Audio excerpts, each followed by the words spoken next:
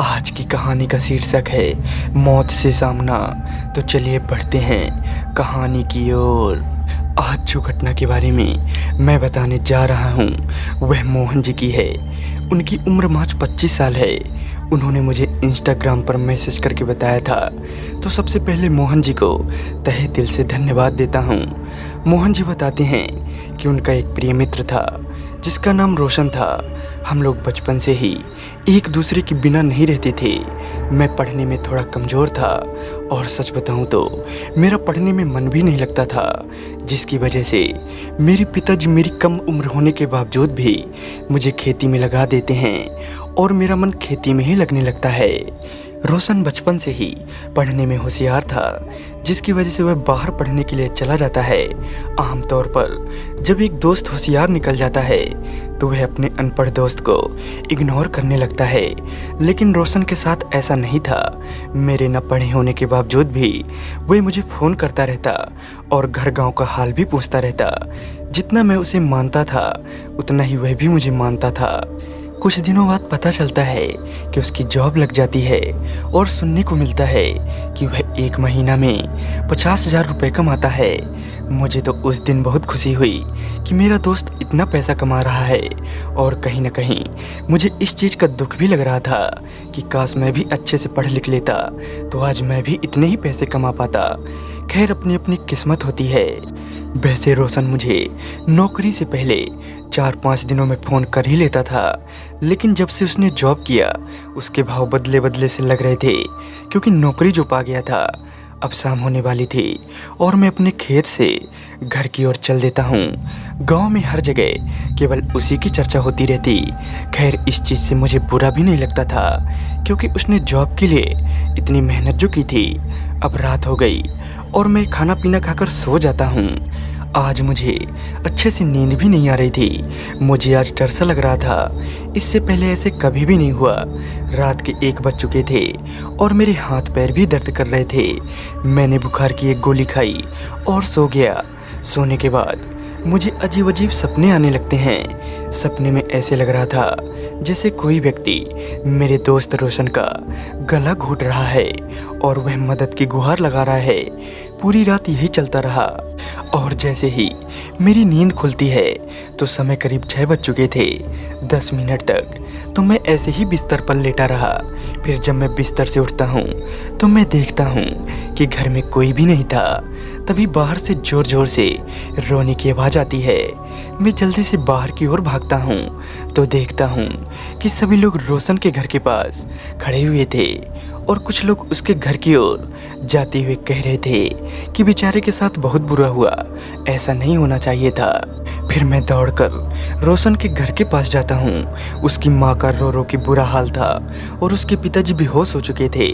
रोशन अपने माँ बाप का इकलौता बेटा था। अब मुझे कुछ भी समझ में नहीं आ रहा था कि ऐसे ये लोग क्यों रो रहे हैं। तभी बगल में खड़े चाचा जी से पूछता हूँ तो वह बताते हैं, बेटा, रोशन का किसी ने बड़े ही बेरहमी से मार डाला है और उसके ऊपर तेल डालकर जला भी दिया गया है। इतना सुनते ही मेरा हक्का बक्का गोल हो जाता है। मैं अपने घर जाकर उसके याद में खूब रोता हूँ। भले ही मेरी कुछ दिनों से उससे बात नहीं हो रही थी, लेकिन था तो बचपन का दोस्त। अब उसकी लाश को गांव आने में 2 दिन लग जाते हैं। मुझे तो यकीन ही नहीं हो रहा था कि मेरे बचपन का दोस्त, जिसके साथ मैंने एक थाली पर खाना खाया था, वो आज नहीं रहा। अब उसका अग्नि संस्कार कर दिया जाता है।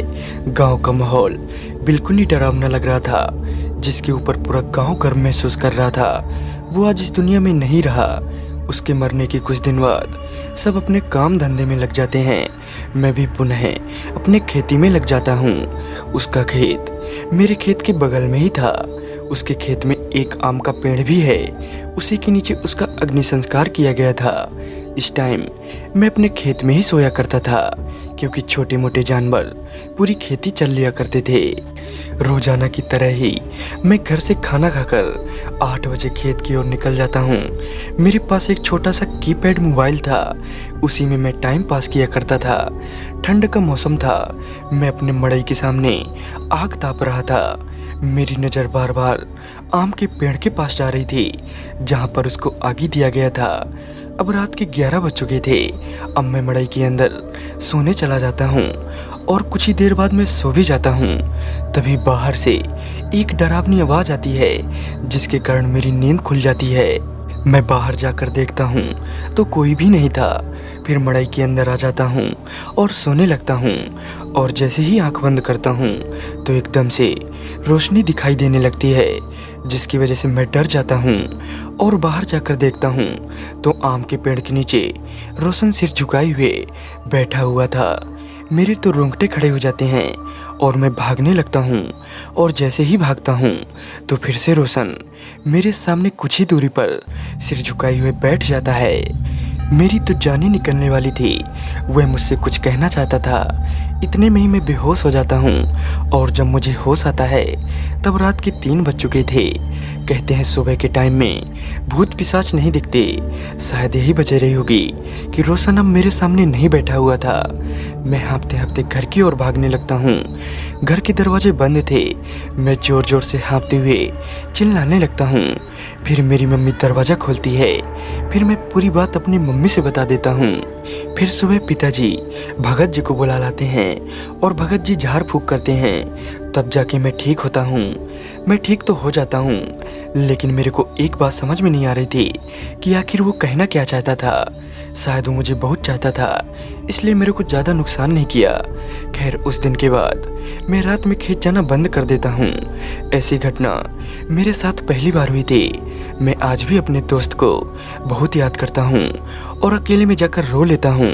मैं अपने दोस्त को कभी नहीं भूल सकता, लेकिन भगवान के आगे तो सभी बेबस ही हो जाते हैं। तो दोस्तों, आज की कहानी आपको कैसे लगी कमेंट करके ज़रूर बताइएगा।